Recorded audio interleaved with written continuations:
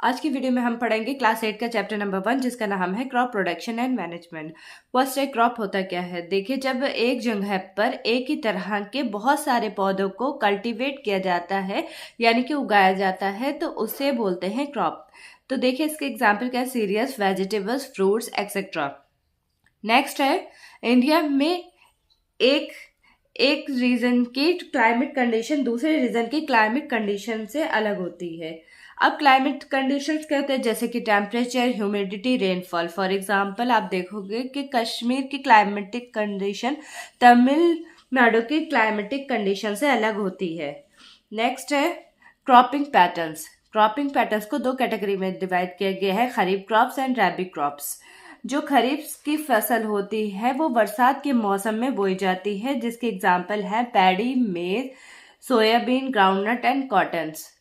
इसी तरह से जो रबी की क्रॉप्स हैं वो विंटर के सीजन में बोई जाती हैं, जिसका एग्जाम्पल है वीट, ग्राम्पी, मस्टर्ड, लिनसेट।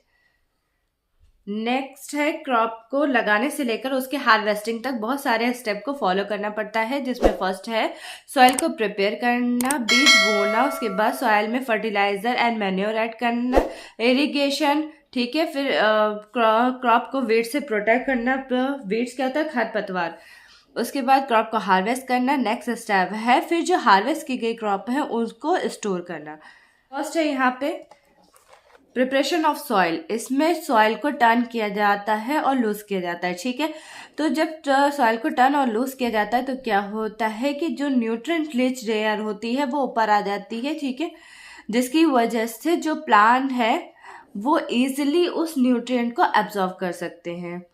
और सेकंड है, जो प्लांट्स की रूट है वो सॉइल में इजीली पेनिट्रेट कर सकती है। थर्ड है कि जो प्लांट्स की रूट है वो सॉइल में इजीली ब्रीथ कर सकती है, जो क्योंकि जो सॉइल है वो लूज हो गई। नेक्स्ट है कि जो सॉइल में रहने वाला अर्थवर्म और माइक्रोब्स हैं उनकी भी ग्रोथ अच्छी होती है जब सॉइल टर्न हो जाता है और लूज हो जाता है। देखिए, सॉइल को लूज और टर्न करने की जो प्रोसेस होती है उसे बोलते हैं टीलिंग और प्लगिंग।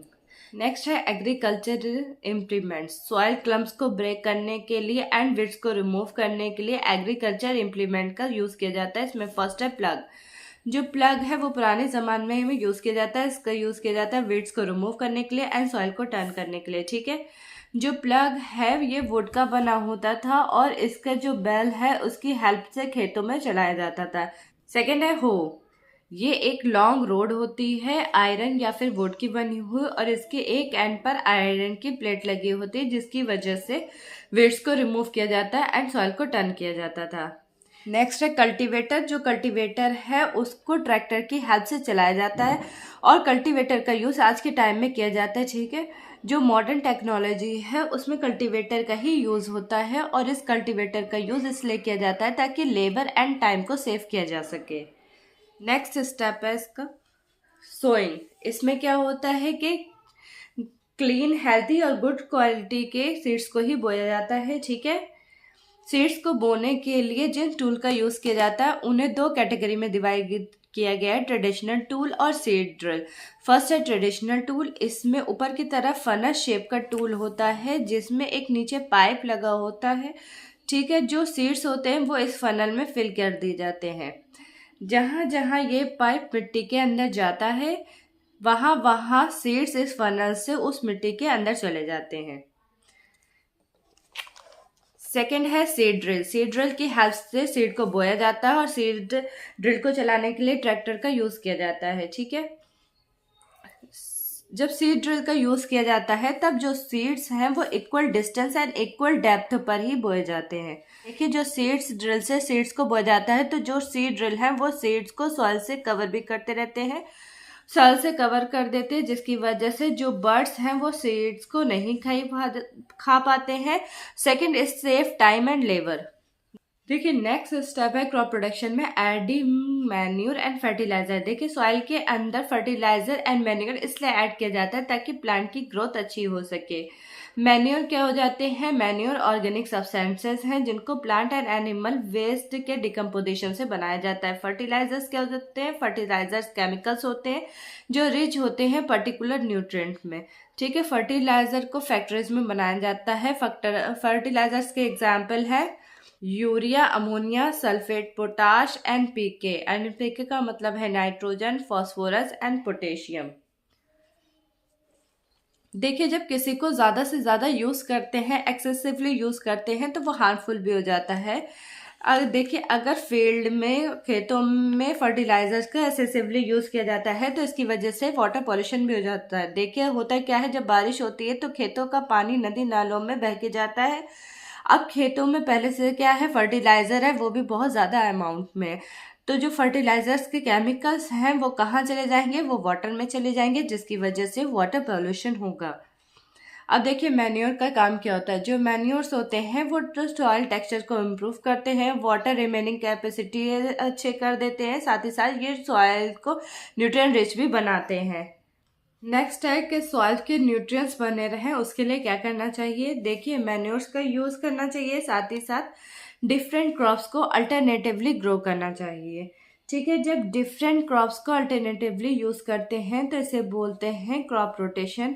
इसके एग्जांपल हैं कि लेग्यूम्स को अगर एक सीज़न में ग्रो किया जाए एंड दूसरे सीज़न में वीट को ग्रो किया जाए तो ये एग्जांपल हो जाता है क्रॉप रोटेशन का। ठीक है, देखिए जब लेग्यूम्स को ग्रो करते तो क्या होता है, जो लेग्यूम्स की रूट है उनमें नाइट्रोजन फिक्सेसिंग बैक्टीरिया रहते हैं। वो क्या करते हैं, वो फ्री एटमॉस्फेरिक नाइट्रोजन को यूजेबल फॉर्म में कन्वर्ट कर देते हैं सॉइल के अंदर। ठीक है, अब लेग्यूम्स के बाद जो नेक्स्ट क्रॉप लगाई जाएगी वो इस नाइट्रोजन रिच सॉइल का यूज कर सकेंगे। स्टेप है क्रॉप रोटेशन में इरिगेशन। देखिए, इरिगेशन क्या होता है। The supply of water to crop at regular intervals is called irrigations. Irrigations क्यों ज़रूरी हैं। देखिए, सीड जब जर्मिनेट होते हैं तो सीड के जर्मिनेशन के लिए वाटर ज़रूरी है। सेकेंड, जो सॉइल के अंदर न्यूट्रिएंट्स हैं वो वाटर के अंदर डिजॉल्व हो जाते हैं, तभी वो प्लांट के सभी पार्ट्स में पहुंचते हैं। थर्ड, के मॉइस्चर को रिटेन कैसे किया जाता है, वो भी वाटर से ही होता है। नेक्स्ट है सोर्सेज ऑफ इरिगेशन। देखिए, कुएं, तालाब, झील, रिवर्स, डैम्स, इन सभी के पानी से इरिगेशन होता है। जो इरिगेशन है वो स्प्रिंकलर सिस्टम से भी हो सकता है और ड्रिप सिस्टम से भी हो सकता है। इन दोनों में डिफरेंस है, वो हम अभी देखेंगे। फर्स्ट है स्प्रिंकलर सिस्टम। देखिए, इसमें क्या होता है, एक पाइप लगा होता है ऐसे ऊपर की तरफ, उसके ऊपर एक फव्वारा सा लगा होता है जिसमें से पानी निकलता है, ऐसा लगता है जैसे बारिश हो रही है। इस सिस्टम का यूज मेनली उन जगहों पे किया जाता है जहाँ पर अनइवन लैंड होता है और जहाँ पर वाटर अवेलेबल नहीं होता है सफिशिएंट अमाउंट में। सेकेंड है ड्रिप सिस्टम। इस सिस्टम में क्या होता है, जो वाटर है वो रूट्स के पास ही ड्रॉप बाय ड्रॉप जाता है। इस टेक्निक का यूज किया जाता है फ्रूट प्लांट्स को पानी देने के लिए, जो गार्डन ट्रीज है उन्हें पानी देने के लिए, एंड इस टेक्निक से बिल्कुल भी वाटर वेस्ट नहीं होता है। नेक्स्ट स्टेप है क्रॉप प्रोडक्शन का, प्रोडक्शन फ्रॉम वीड्स। वीड्स क्या होते हैं, जब क्रॉप्स ग्रो कर रही होती है तो उस टाइम पर कुछ अनडिजायरेबल प्लांट नेचुरली ग्रो कर जाते हैं। इन्हीं अनडिजायरेबल प्लांट्स को बोलते हैं वीड्स। अब वीड्स को क्रॉप से अलग करना क्यों ज़रूरी होता है, क्योंकि कुछ वीड्स पॉइजनस होते हैं एनिमल्स एंड ह्यूमंस के लिए, एंड जो वीड्स होते हैं वो हार्वेस्टिंग के टाइम पर प्रॉब्लम क्रिएट करते हैं। देखिए, हार्वेस्टिंग के टाइम पर अगर weed seeds and crop seeds मिल जाएंगे तो क्या होगा, ये जो फार्मर की अर्निंग है वो कम हो जाएगी। सेकेंडली, अगर क्रॉप सीड से वीड सीड्स को अलग किया जाएगा तो उसके लिए लेबर का भी यूज़ होगा। ठीक है, तो वो भी वेस्ट ही जाएगा।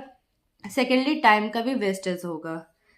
नेक्स्ट है वीड्स को कंट्रोल करने के लिए कुछ केमिकल का यूज किया जाता है। इस केमिकल को ही वीडिसाइड्स बोलते हैं। इसका एग्जांपल है 2,4-D। वीडिसाइड्स का स्प्रे करने का बेस्ट टाइम तब होता है जब वीड्स की वेजिटेटिव ग्रोथ होती है। क्रॉप प्रोटेक्शन का नेक्स्ट स्टेप है हार्वेस्टिंग। जब क्रॉप मैच्योर हो जाती है यानी कि फसल पक जाती है, उस टाइम पे हार्वेस्टिंग होती है। हार्वेस्टली मैन्युअली भी की जाती है with the help of sickle, और इसे मशीन की हेल्प से भी किया जाता है, उसको हम कहते हैं हार्वेस्टर। मशीन जिससे हार्वेस्टिंग की जाती है उसे हार्वेस्टर बोलते हैं।